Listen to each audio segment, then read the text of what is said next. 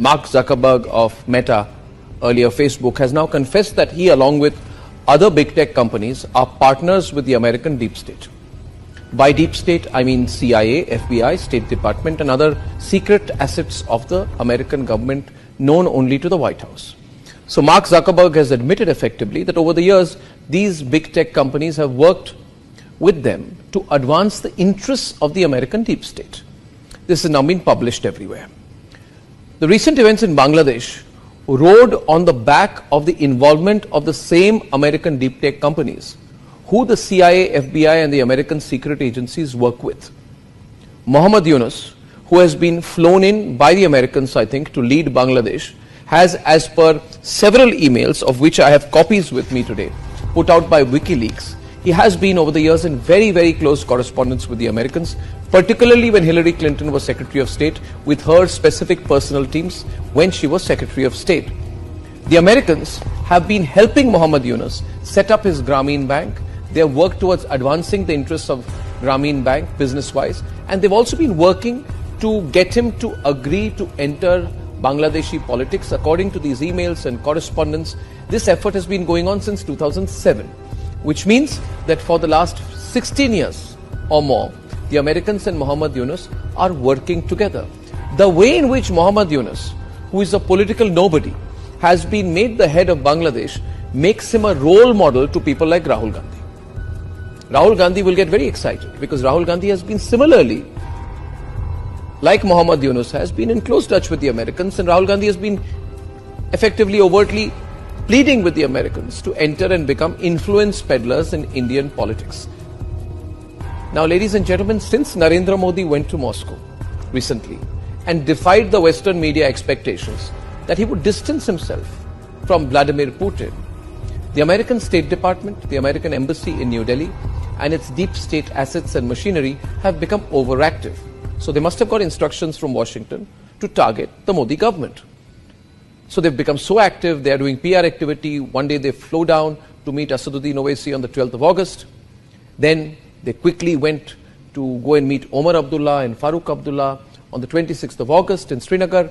Then they flew down to meet Chandrababu Naidu on the 31st of July. Then they met Congress Chief Minister Revanth Reddy on the 2nd of August.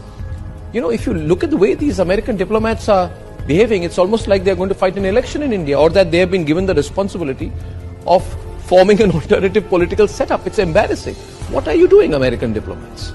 Stop behaving like children. I know you got calls from Washington to meddle, but be classy about it. And in fact, don't do it, because we are tracking everything you do. The American embassy has also started, after these elections, they've started conducting workshops for Indian influencers on social media.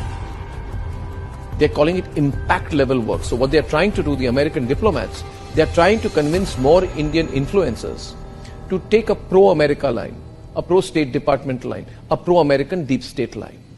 The Americans think this way they will influence the influencers, and the influencers will do what they want them to do, and maybe in the course of it, through some usual American deep state techniques, they'll call it funding good journalism, or they'll call it funding impact journalism, or whatever like that.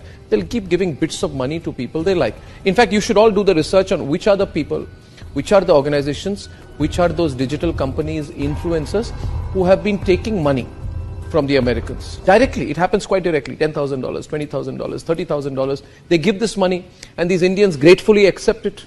And that's how the deep state works. Ladies and gentlemen, the American deep state, which was, in my view, earlier supporting the Aam Aadmi Party, has now hitched completely and moved its forces entirely behind the NGO Congress ecosystem. Mark Zuckerberg's admission in all of this, that he has been a very loyal lieutenant, effectively, of the American deep state, brings into the open the big tech deep state conspiracy. The only difference is that between Bangladesh and India is that we are a larger country. We are a bigger country, we are a stronger country.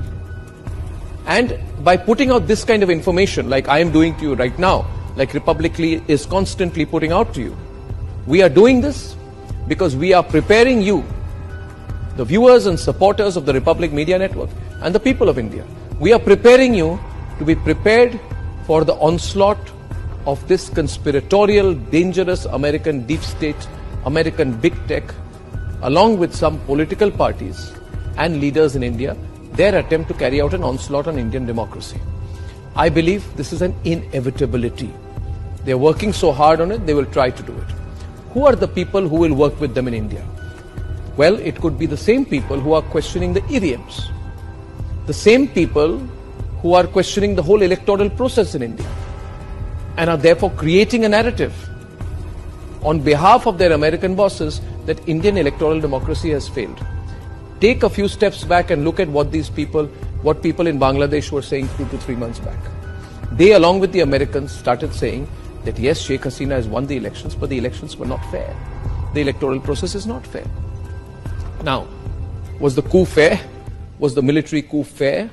Was bringing in a political nobody like Muhammad Yunus, who is clearly an American agent, a deep state agent, and putting him as the face of a military government, is that fair to the Bangladeshi people? Is the crashing of the Bangladeshi economy fair? Are the killings of Hindus fair? Ladies and gentlemen, the people in India, the Mir Jafars, feel that if the Americans could make Muhammad Yunus the leader of Bangladesh, then they too can use the Americans as a springboard to come to power in India. And these people in India who are losing elections or have not fought an election or can never win an election through the normal way, who will keep losing elections, they want to work together with American deep tech to engineer chaos in India, to subvert the election results of June 2024. Now, in all of this, what do you need to do? What you need to do is to let everyone know what this American deep state plan is against Bharat. To forward this video, to tell every Bharatiya that this American conspiracy against India's supreme national interest has to fail. And that we together, the people of Bharat, should teach the Americans the geopolitical lesson that they fully deserve. Serve them a defeat. Teach them a lesson that only Bharat can. So we have to come together. Please spread this video as widely as you can, so that the Americans know that even before they think they can act against us, that we've got our lens on them. It is they who should be on the defensive. Ladies and gentlemen, it is they who must know the people of Bharat will teach them a lesson, if necessary, if they conspire against our interest.